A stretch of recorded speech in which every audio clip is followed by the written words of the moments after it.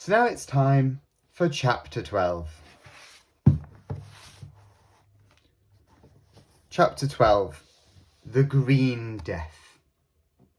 It is one thing to approach a primeval nightmare when you're part of a crowd of 400 people. It's quite another to do so on your own. Hiccup had to force himself to put one foot in front of the other. Stoic offered to send a guard of his finest soldiers, but Hiccup preferred to go alone. Less chance of anybody doing anything heroic and stupid, he said. Although this is the part of the story that the bards tend to focus on as the bit where Hiccup was particularly heroic, I do not agree. It is a lot easier to be brave when you know you have no alternative. Hiccup knew in his heart of hearts that the monster intended to kill them all anyway, so he didn't have a lot to lose. Nonetheless, he was sweating as he peered over the edge of the cliff. There, below him, was the impossibly large dragon filling up the beach. It appeared to be asleep, but an eerie singing was coming from the direction of its belly. The song went something like this. Watch me, great destroyer, as I settle down to lunch. Killer whales are tasty, 'cause they're a lot of crunch. Great white sharks are scrumptious, but here's a little tip. Those teeny weeny pointy teeth can give a nasty nip. How odd, thought Hiccup. He can sing with his mouth shut. Hiccup nearly jumped clear out of his leggings when the dragon opened both his crocodile eyes and spoke directly to him. Why so odd? Said the dragon, who appeared to be amused. A dragon with his eyes shut is not necessarily asleep. So it follows that a dragon with his mouth shut is not necessarily singing. All is not what it seems. That noise that you hear is not me at all. That, my hero, is the sound of a singing supper. A singing supper? Echoed Hiccup quickly, remembering that you should never ever look into the eyes of a large, malevolent dragon like this one. He fixed his gaze firmly on one of the dragon's talons instead. This was a mistake, as Hiccup suddenly realised that the dragon was holding a herd of pathetically bleating sheep captive under one massive claw. He pretended to allow one of them to escape, let the poor animal practically reach the safety of the rocks, then pick it up by its wool with a delicate pincer movement and tossed it way, way up into the air. This was a trick Hiccup had often done himself, but with blackberries. Now the dragon threw back his great head, and the woolly speck fell down into the terrible jaws which closed behind it with a mighty crash. There was a horrible sound of crunching as he chewed and swallowed the unfortunate sheep. The dragon saw Hiccup watching him in fascinated horror, and he brought his ridiculously enormous head down closer to the boy.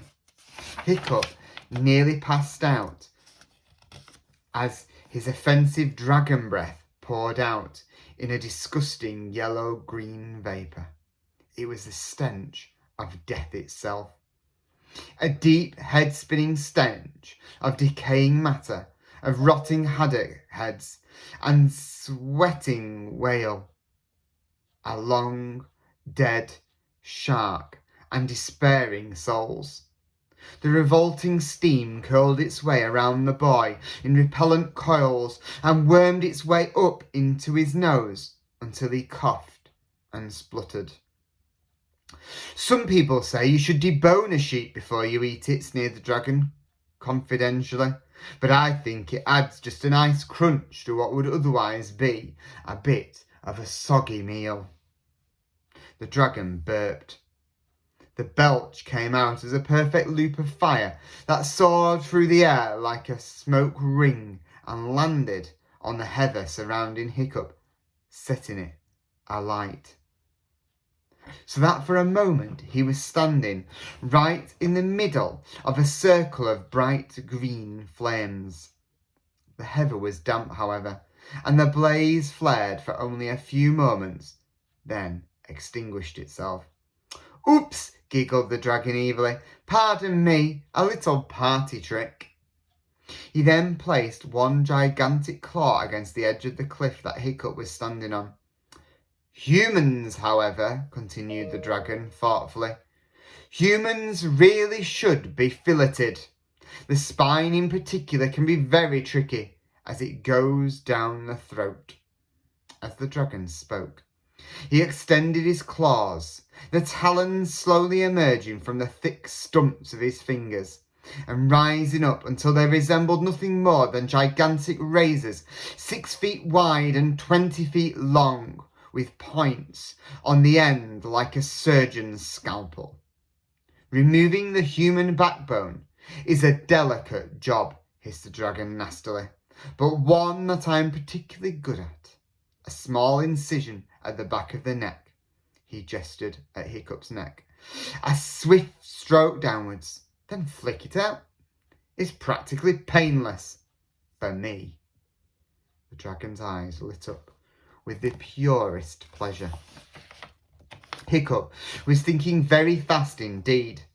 There's nothing like staring death in the face for speeding up your thoughts. What did he know about dragons that could work against an invincible monster like this?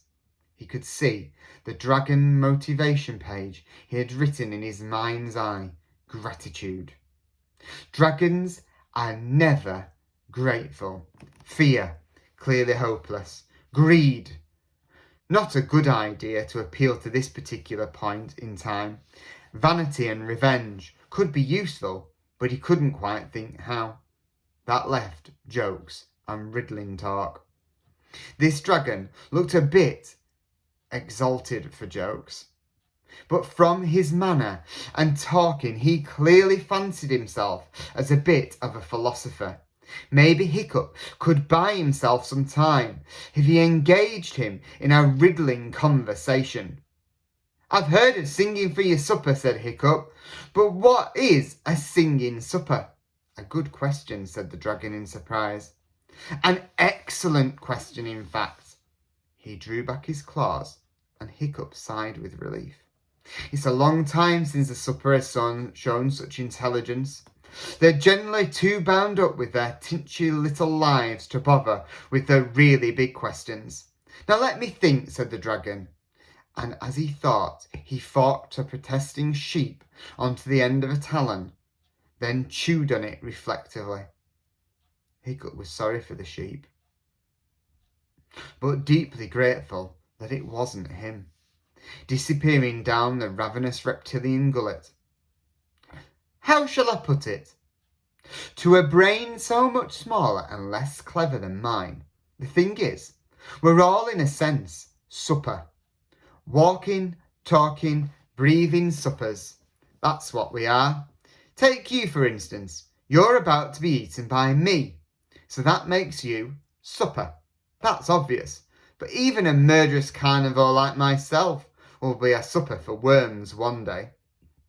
We're all snatching precious moments from the peaceful jaws of time, said the dragon cheerfully. That's why it's so important, he continued, for the supper to sing as beautifully as it can. He gestured to his stomach, from where the voice could still be heard singing, though more and more faintly. Humans can be bland, but if you have some salt to hand, a little bit of brine will make them taste divine. That particular supper, said the dragon, that you hear singing now, was a dragon rather smaller than me, but very full of himself. I ate him about half an hour ago. Isn't that cannibalism? Asked Hiccup. It's delicious, said the dragon. Besides you can't call an artist like myself a cannibal. He sounded a bit exasperated by now. You're very rude for such a small person. What do you want, little supper? I have come, said Hiccup, to find out whether you come in peace or in war.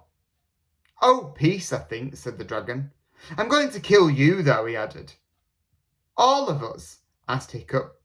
You first, said the dragon kindly, and then everyone else, when I've had a little nap and got my appetite back. It takes a little while to wake up completely from a sleep coma. But it's all so unfair, said Hiccup. Why do you get to eat everybody just because you're bigger than everybody else? It's the way of the world, said the dragon. Besides, you'll find that you come round to my point of view once you're inside me. That's the marvellous thing about digestion. But where are my manners? Let me introduce myself. I'm the Green Death. What's your name, little supper? Hiccup Horrendous Haddock the Third, said Hiccup. And the most extraordinary thing happened. As Hiccup said his name, the Green Death trembled as if a sudden wind had made him shiver. Neither the Green Death nor Hiccup noticed. Said the Green Death. I'm sure I've heard that name somewhere before, but it's rather a mouthful. I shall just call you Little Supper. Now, Little Supper, before I eat you, tell me your problem. My problem? Said Hiccup. That's right, said the dragon. Your why can't I be more like my father problem. Your it's hard to be a hero problem. Your snotlout would make a better chief than me problem. I have helped the problems of many a supper.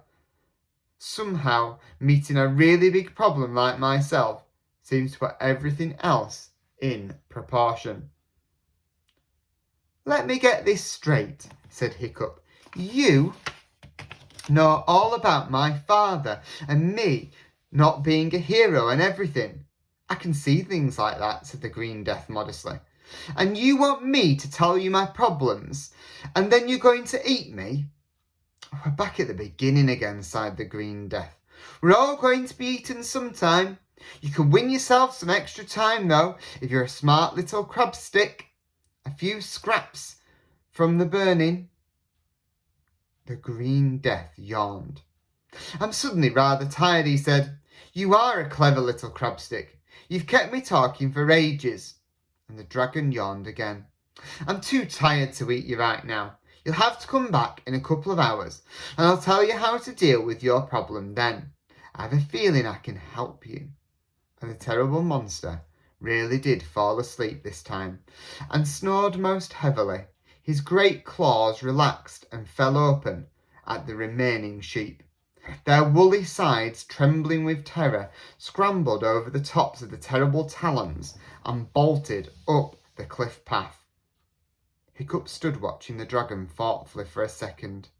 Then he trudged slowly back through the heather towards the village. Everyone cheered when he walked through the gates. He was carried shoulder high and set down in front of his father.